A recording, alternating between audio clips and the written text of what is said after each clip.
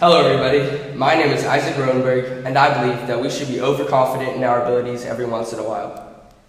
Has there ever been a moment in your life where an opportunity arose to do something fun or rewarding? Raise your hand. I'm glad to see most of your hands are raised. Now, have you ever passed up on one of these opportunities because you didn't believe in yourself? I know I certainly have. I know what a lot of you must be thinking. What is he talking about? How on earth can thinking you're better than you actually are possibly help you? You'd be surprised.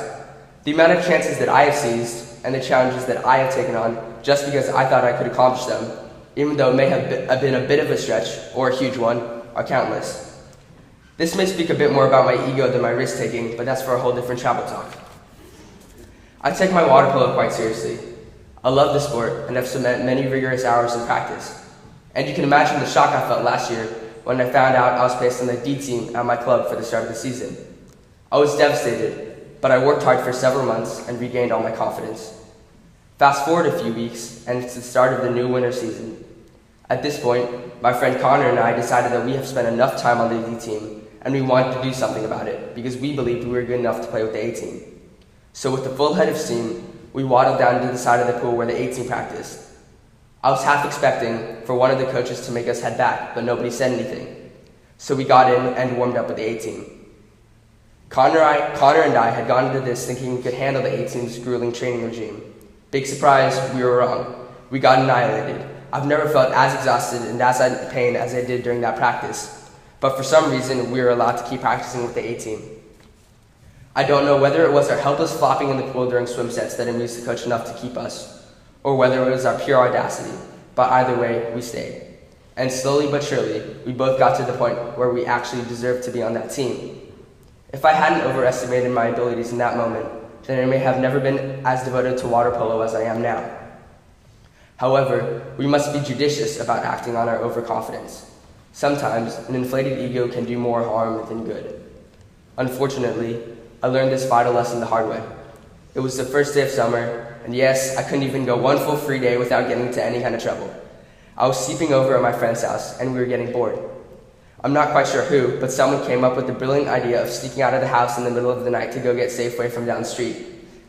When we snuck out of the house at night, I felt like a grown-up, like I could handle anything and quite possibly conquer the world.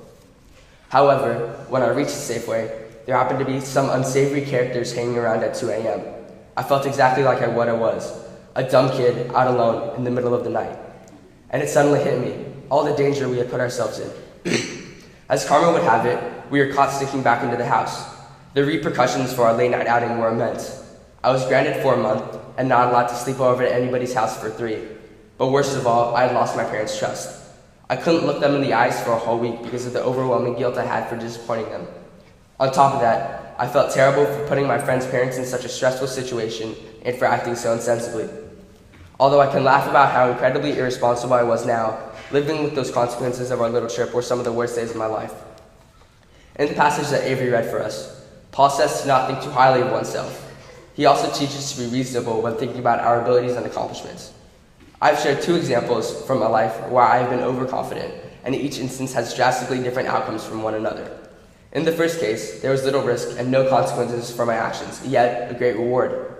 In contrast, there was very little reward and heavy consequences for my second example. When I snuck out to go to Safeway, I was not thinking about the potential consequences and risks. Therefore, I was thinking unreasonably about myself. I believe that being overconfident enough to take risks and try new things can open doors for many opportunities, help us discover our true passions, and find what gives our life meaning. But I also believe that being overconfident when the stakes are too high can be a huge mistake and land us in a bad situation. There's so much potential in each and every one of us to do great things, and to think of leaving this potential untapped and untried seems like a big waste. If we all became overconfident enough in our abilities every once in a while and took a risk for the better, then who knows how great each of us and this planet may be. Thank you.